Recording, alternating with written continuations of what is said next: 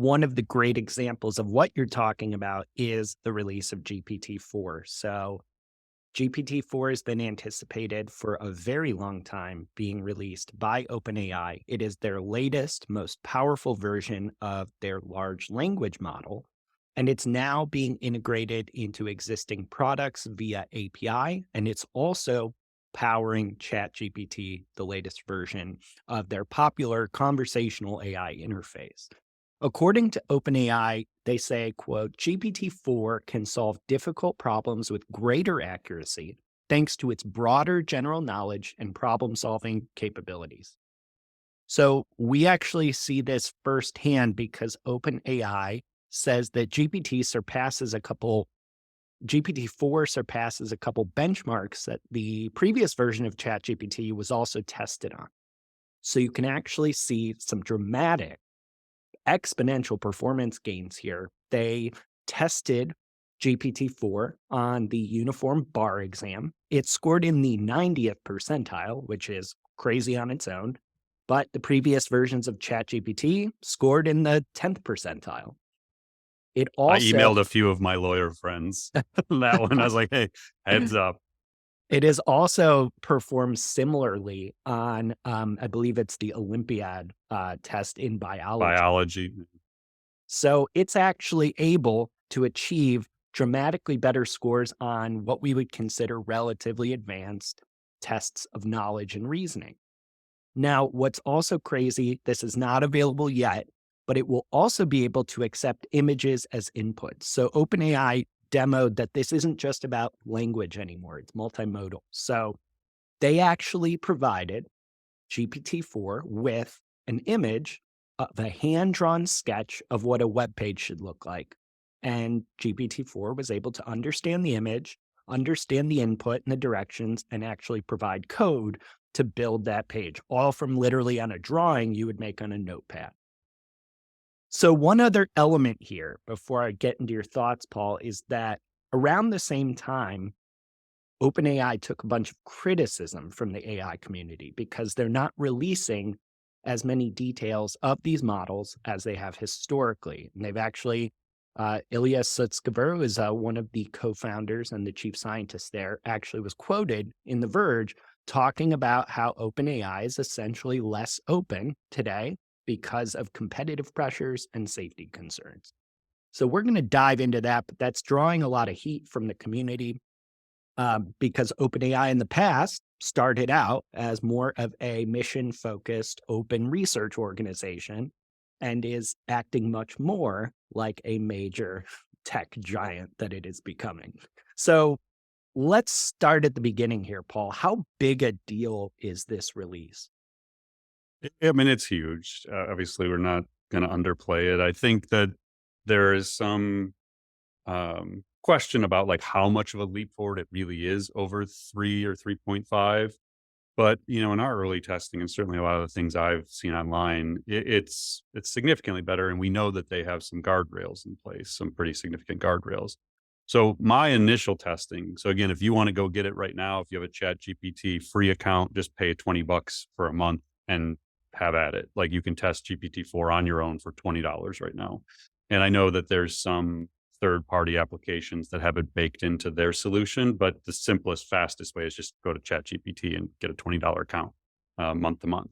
So my initial take, again, I'm hanging out in San Diego playing around with this thing, is we know it's bigger. So again, they went closed. They did not share all the details of how it's trained and how big of a model it is and how much compute power is needed and all of these things. They didn't share any of that.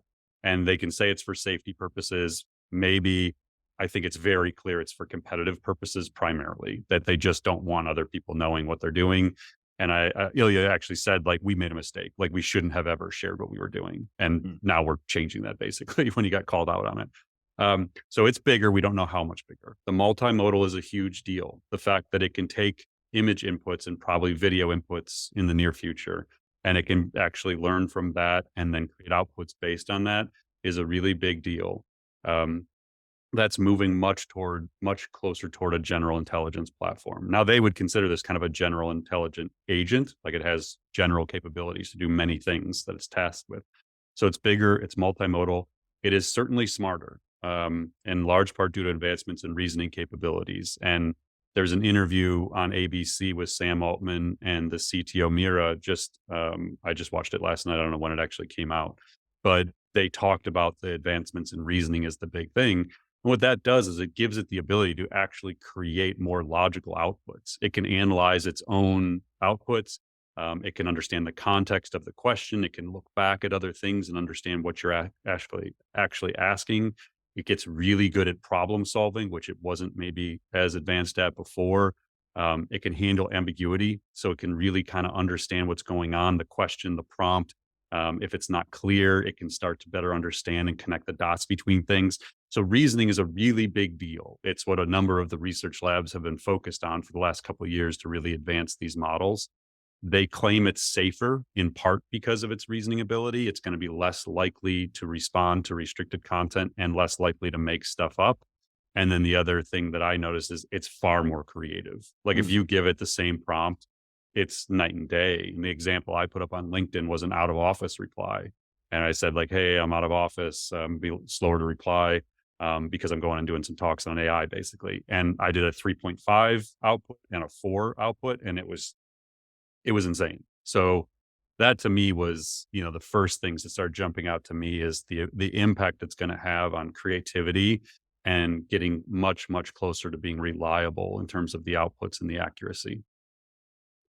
Let's talk about that a little more because really that jump in reasoning capabilities and, the test benchmarks they shared really did seem to be eye-opening for a lot of people following the space. I mean, should we be expecting imp an impact on more cognitive abilities, at work in certain types of jobs, especially in marketing and business related functions?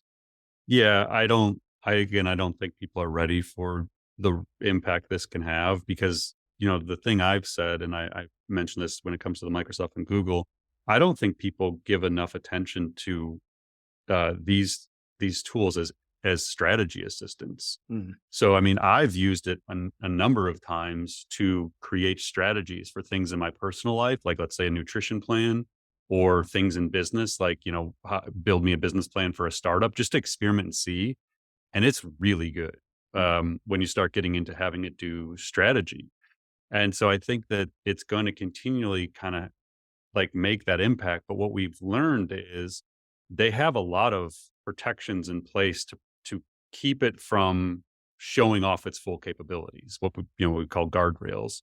And Sam and Mira both talked about those guardrails because what they said in the ABC interview is that the GPT-4 has been done for 7 months, and they've basically been in testing and trying to figure out where these emergent abilities were going to be and the things it could do. Like the example they gave on ABC is like, could it give you instructions to make a bomb?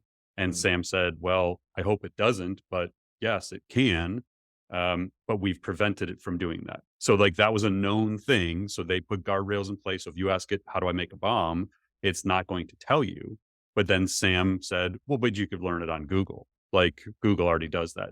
So, you can tell that there is this, like, yes, this thing is going to be insanely dangerous, but we're going to kind of push forward anyway because there's already a bunch of danger in the world. It's kind of like it's not the greatest talking points, but it's the reality of what they're doing. So with that, should we be worried about OpenAI's, call it a lack of openness or transparency and kind of this shift into this closed system that we don't fully understand? We know there are better guardrails, it's safer, that's great, but we have less transparency into how the models are actually working. And OpenAI, like you mentioned, is not sharing a lot. I mean, how big a danger is this to interpreting what these models are capable of?